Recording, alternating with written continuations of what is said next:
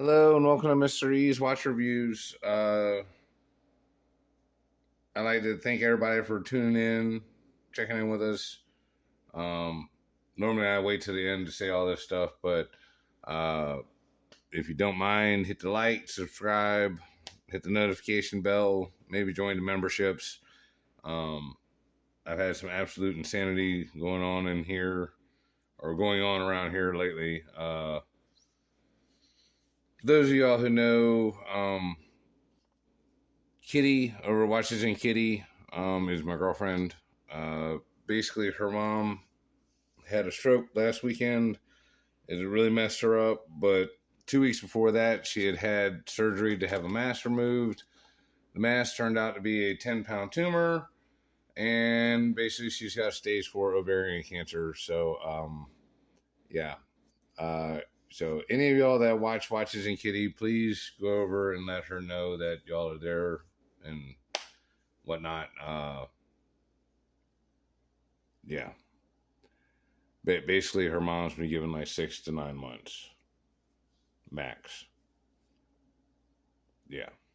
So sorry to start this show off with such a down note and a bummer and whatnot, but basically, if content isn't as frequent or as often as I normally do, y'all know why. Sorry, just the situation is actually way worse than that. Like her parents are fucking months and months behind, like $7,000 behind on the mortgage, and there's no life insurance, and yeah. So anyway, enough about all that. So we're going to do, this is actually a 1.5 year review of the Sugess Seaman. I had to go back and look at my records and whatnot to see when I actually got this thing. It was May of 2023.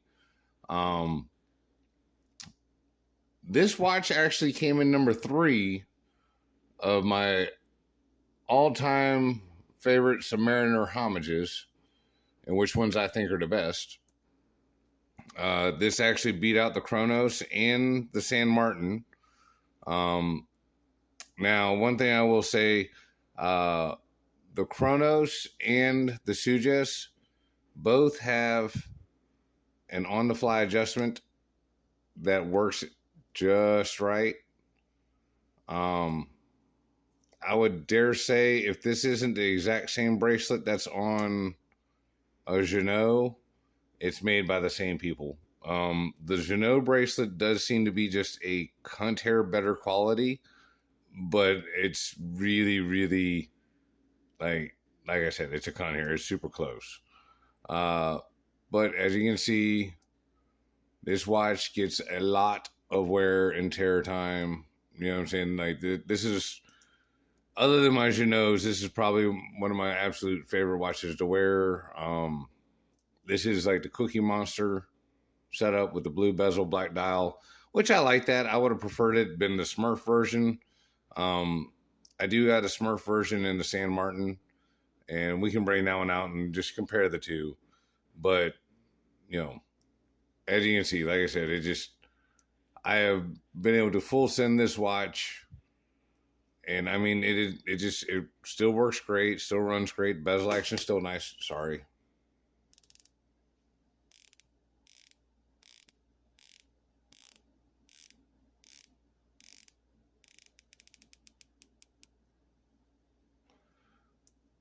Lines up good. So this is running the Seagull clone version of the SW200. High beat movement. You know, you got your quick change date and everything like that. Screw down crown. Sorry, I don't mean to be off camera. It's got a nice screw down crown.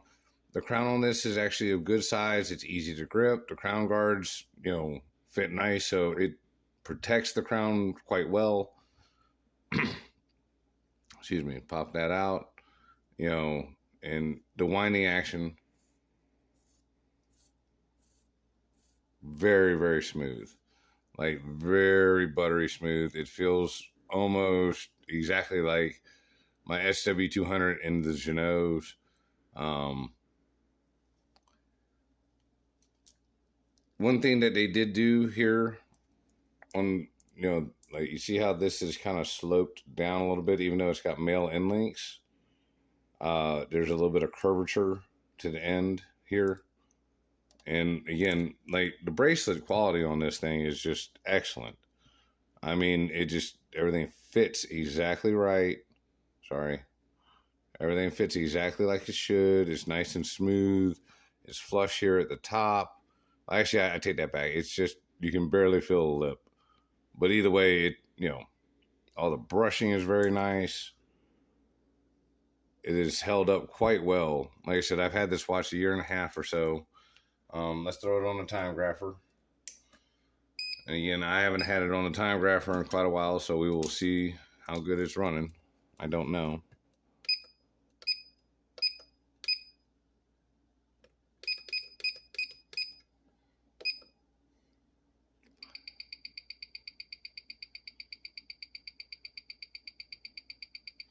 Now, I have been wearing this watch all week.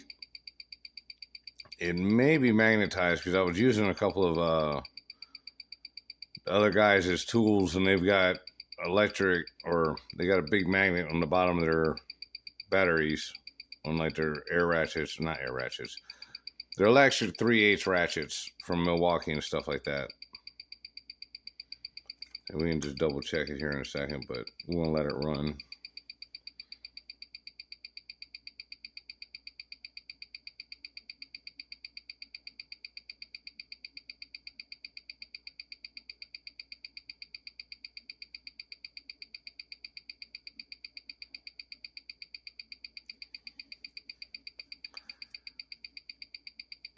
It looks to me like it's running right good.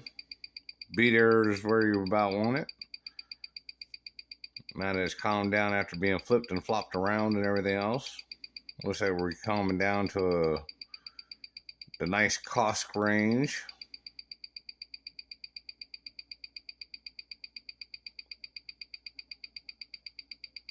Oh yeah. Look at it. She's just calming right on down. So even at the highest numbers of plus 14 when we very first put it on, even a plus 11, that's not bad. Again, things change in different positions and stuff like that. And considering I was flipping and flopping the thing all around. But it looks like calm down. It is running +2 to +3. So that's excellent. That's very good. That's very, very good. Now, some of y'all were probably wondering why this watch went out over the San Martin. Well, couple reasons. And don't get me wrong, I really, really like the San Martin. And overall, I would say the fit and finish of the two watches is so close that for me, the tiebreaker was two things: cost and how close it actually gets to the Rolex. This watch, even with the high beat movement, is roughly about $70 to $100 cheaper than the San Martin. The minimal text on this is also very, very nice. The only thing that a lot of people get turned off by is that this actually says the word Seaman, not seaman like come, but Seaman is on the dial. And honestly, I like the watch so much, I don't give a fuck. It could actually say come on it. I wouldn't give a fuck. So, but that's just me personally. I know some people out there, real funny about that kind of stuff. And, I don't know. I guess if you ain't very secure in your manhood, you might be worried about wearing a watch that says Seaman on it. But, I ain't worried about such things. The fold over clasp and everything like that, you can see again all the wear from where this thing has been bumping around and whatnot. But it just, again, I really enjoy this watch. I wear it probably the most to the shop because it's as close to my Janot as I can get at 1/5 of the price. You know what I'm saying? Like this watch was less than $300. The Geno's are like $1,500 to $1,800 a piece. So yeah. Uh, Not only that, but like as we are seeing it, it takes the ass whooping and keeps on getting it. So, um, like I said, the main differences between this and the San Martin, um, both of them have excellent bezel action. Both of them have sapphire and ceramic, and 316 stainless steel. The San Martin is just a tiny bit thicker, and it does not have any kind of on the fly adjustment. It's got micro adjust where you can, go get you a toothpick or a paper clip and be able to pop them and move it that way. But like with this one, I'm able to, to get the really good fit and finish, or get the good fit that I like. Um, because I like my watches snug. You know what I'm saying? But yeah, I mean, this thing fits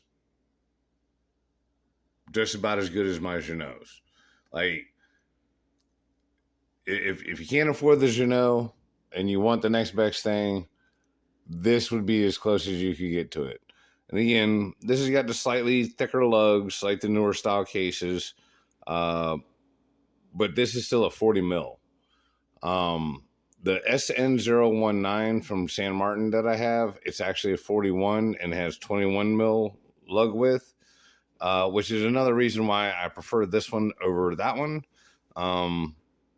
Just because, like I can switch straps and do all kinds of other cool stuff with this one that you can do with the other one, but you're not going to have a strap that will fit on multiple different things.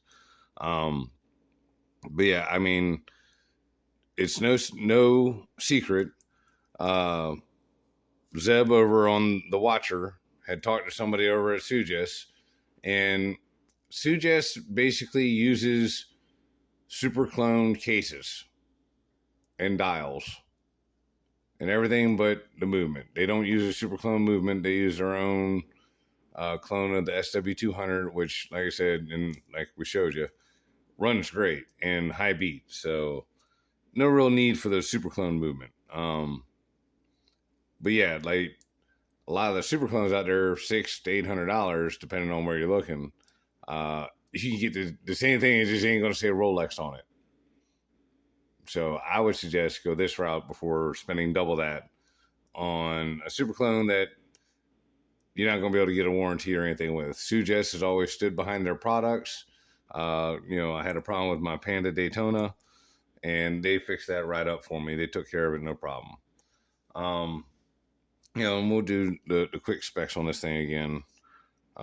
If you guys would like to see the full review, you can go back, check out the original. I have it linked down below. Well, there we go. But measuring at like 40.2 is measuring at 12.6. Looks like 13.9 with the Cyclops. The crown itself, 6.8 crown, so it's about almost a 7mm crown. And again, the bracelet tapers typically from about 18.8 down to 15mm, and then back up to, I think, 17.5 at the clasp. Let's see, I believe this thing weighs right around 130 or 140 grams. Sized up for my 7-inch wrist. Yep, 142.7. My memory's not too bad. So, hopefully you guys can see why this one made number 3 on my list. The top two were obviously some very expensive models, the Tudor Black Bay and the Jeanneau Ocean Rover 2. But if you're not trying to spend thousands, this one seems to be awfully perfect for 300. And yes, I do like this better than the Steinhardt. just because, like I said, the signed heart has aluminum bezel, and the bracelet was, more of the older style Rolex bracelets. Very nice, but just not, I like the more modern style with this kind of clasp. Uh, and again, the only reason why I'm bringing those two up is they're all right around that same price range, or right around between like 250 and $500. Which again, I know that's a wide range, but like I said, this one's closer to 250, and they also do have this in the NH35A version for even cheaper. Like, I want to say it's like right around, like right at $200. So me, obviously, I would say spend a little extra, get the high beat movement. That way you just get, the best of everything. Let's do a loom shot. Let's see. Hopefully I got enough light. Let's see, we'll just loom it up that way. And then we gotta go turn off some lights, so hang on.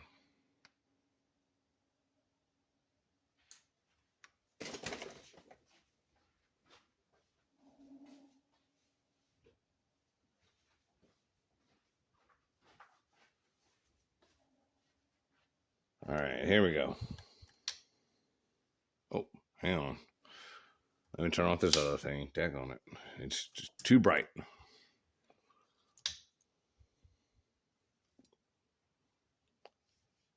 So as you guys can see, the loom is right good on this watch. The only thing that I will say about this, and I will say about my San Martin, the loom is nice and bright at first. It does last a while. However, when I say a while, I mean about an hour. Like, it's adequate, and it'd be good enough for you to actually go diving. But yeah, it is one of them things. Like, it's just not as good as the Jeanneau. Like, the Jeanneau, they put on a lot more layers. It's a lot brighter initially, and when I wake up at 5 o'clock in the morning, having gone to bed at night, 9, 10 o'clock at night, it's super faint, but I can still see it in pitch black. They'll have like a real faint white glow, but I can still see the markers on their Jeanneau. So again, $1,500-$1,800, under $300. So, but yeah, I mean, as far as like the different ones on AliExpress, I would definitely suggest go with this one. Like the San Martin, you can't really go wrong. They make a very excellent watch, but they're fucking $50 to $100 more on everything that they have. And some people are like, oh, it's totally worth it. And then of course you ask them, do you even have a Sugess to compare it to? And they're going to be like, no. Well, I got both.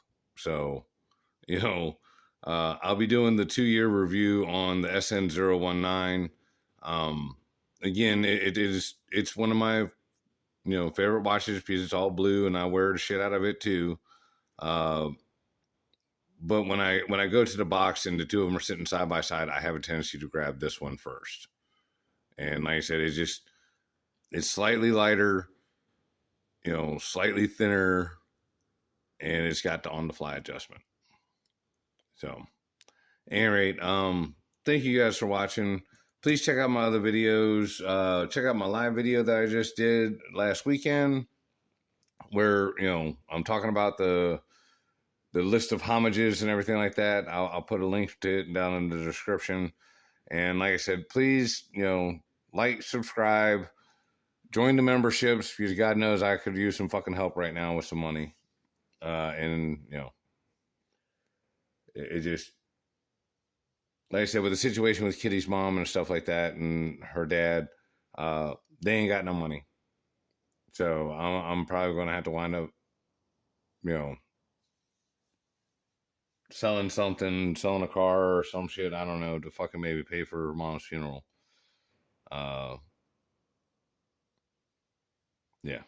So, anyway, I really appreciate everything from you guys, and I'm so sorry for laying this shit out there, but Y'all are basically the only folks that I got to fucking talk to about anything.